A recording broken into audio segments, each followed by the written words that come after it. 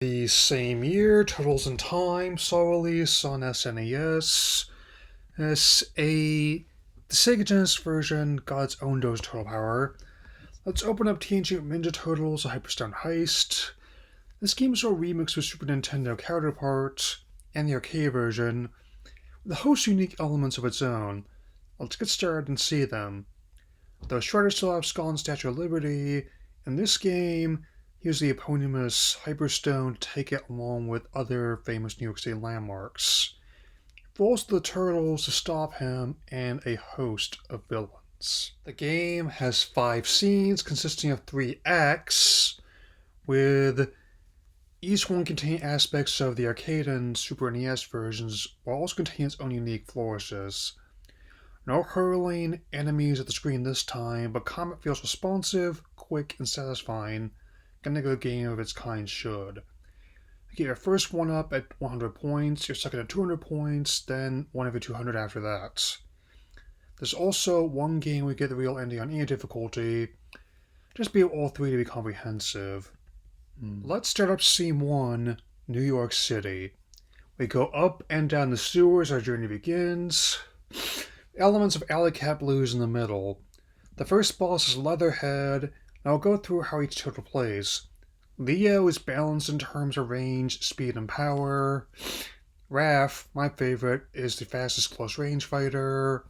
Meggy has a longer range, but is slower than Raph. And Donnie is the slowest, but his weapon has the longest reach.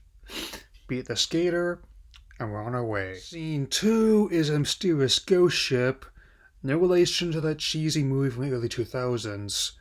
This one takes aspects of Prehistoric Turtlesaurus, Sewer Surfing, and Skull and Crossbones. At the end, you fight Rocksteady, and Bebop is not in this game, so to speak. Scene 3 is Shredder's hideout.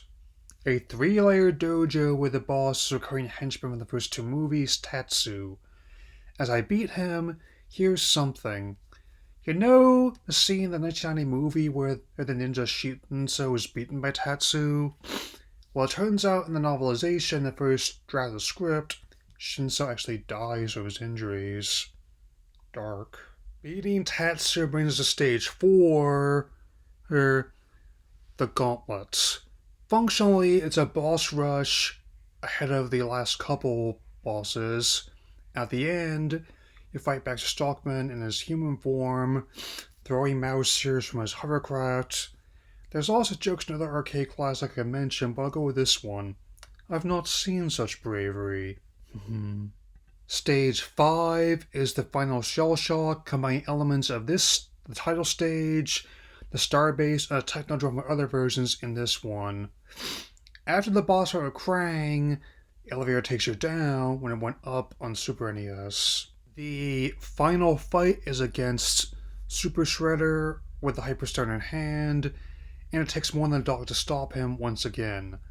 Flame attacks, sonic waves, and retro mutagen remake of his special moves in this version. I even made sure to beat the game on every difficulty and use each turtle for full playthrough at least once. Win, and with the Hyperstone vanquished, the statues return to normal size and place in New York City.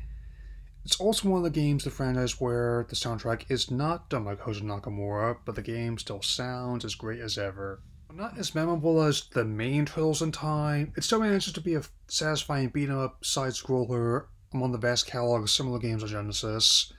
If you're into similar titles like Sister Ray's and Golden Axe on a system like I Am, you're definitely going to like this game.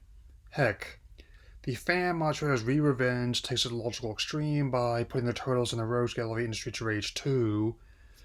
That will be all for now. I'll see you another time. We'll look at Teenage Mutant Ninja Turtles, Tournament Fighters, dudes.